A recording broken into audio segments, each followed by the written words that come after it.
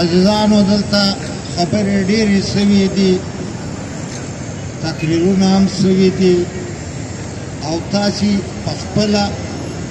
دا زما په پښتو په اړه راسته یاست، دا ځای لاسان په خلاصان دي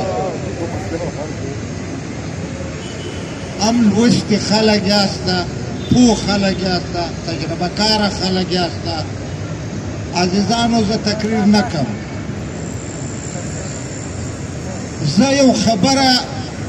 من حیث الپښتون ستاسې مخ ته ږدم، او بلکې دا داسې نه ده چې د دې غونډې مخ ته ږدمه، دا چې له کومه ځایه پښتانه را پراته دي دې له کوټې اخوا ته مستونګ ورته وایي، له مستونګه ځایه بیا تر هغه چتراله پورې. دا سوال دی ټول پښتانه ته دی. عزیزانو زه دا پوښتنه کوم له تاسې څخه چې په کوم ملک کې زما د سر تحفظ نه وي، زما د جایداد تحفظ نه وي، زما د ناموس تحفظ نه وي، زما د ژبې تحفظ نه وي، زما د تاریخ تحفظ نه وي، زما د وسایلو تحفظ نه وي، او دا هر څه مال غنیمت شمار کېږي، نو زه عزیزانو دا سوال تاسې ته ږدم، په کوم منطق به موږ دغه ملک ته د ځان ملک وایو؟ یعنې چې موږ سر وګریوانه ته واچوو، په کوم منطق دې ملک ته چې نوم یې پاکستان دی او موږ به د ځان ملک ورته وایو؟ په دې کې خو زموږ سر روا سوی دی، د مال لوټ هم روا سوی دی، په خپله ژبه چې موږ غږیږو، یعنې ډېر پښتانه داسې شته اوس په کور کې اردو وایي، پښتو نه وایي. پښتو د تهذیب سبب ګرځي. او عزیزانو یقیني پر پښتانه ډېره لو غمیزه ده.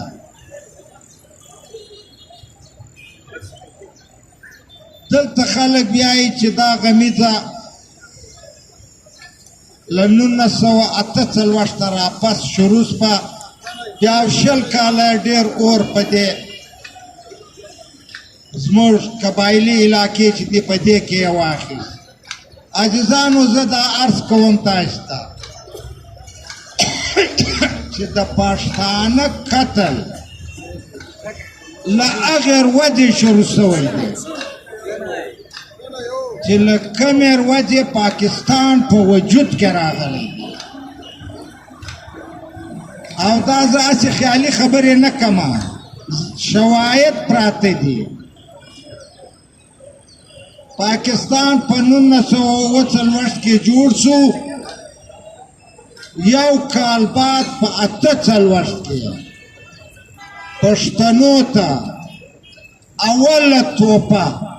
د بابړې پر میدان د 614 شهیدانو په شکل کې ورکړه. بابړه په دا چارسده کې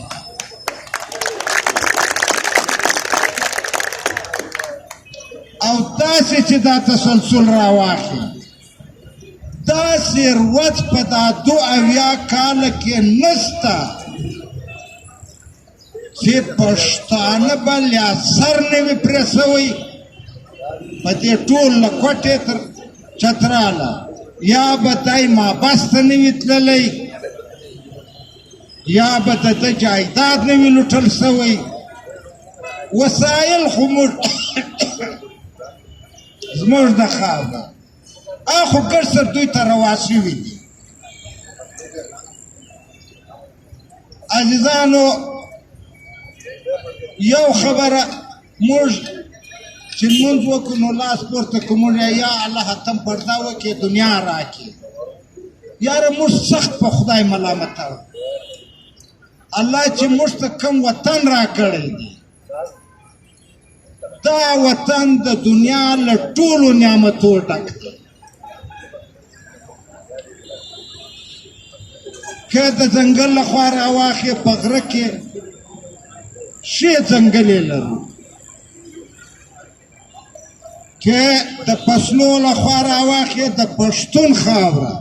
د دنیا هر فصل شین کوي که د اوبو لخوا راواخې د دنیا دریابونه په موږ کې دي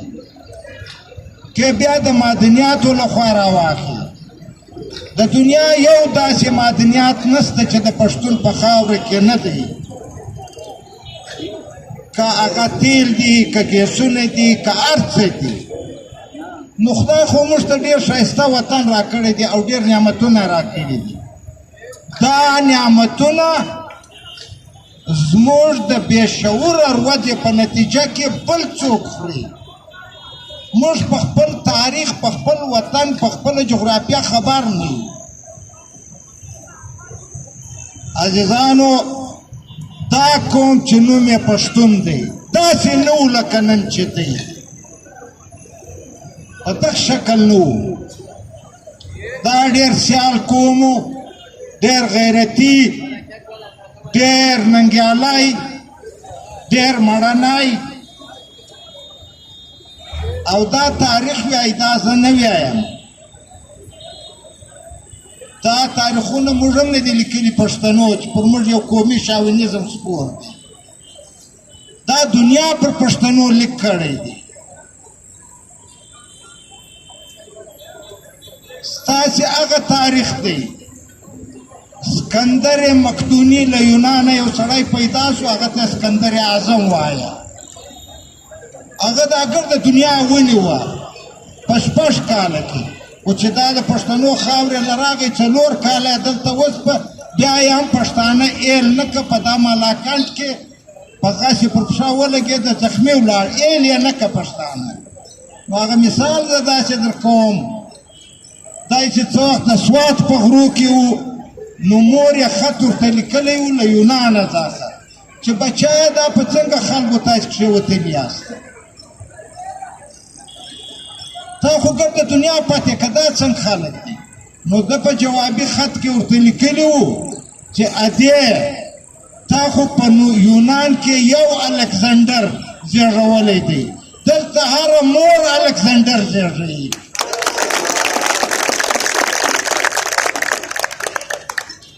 نو دا زه درته وایم عزیزانو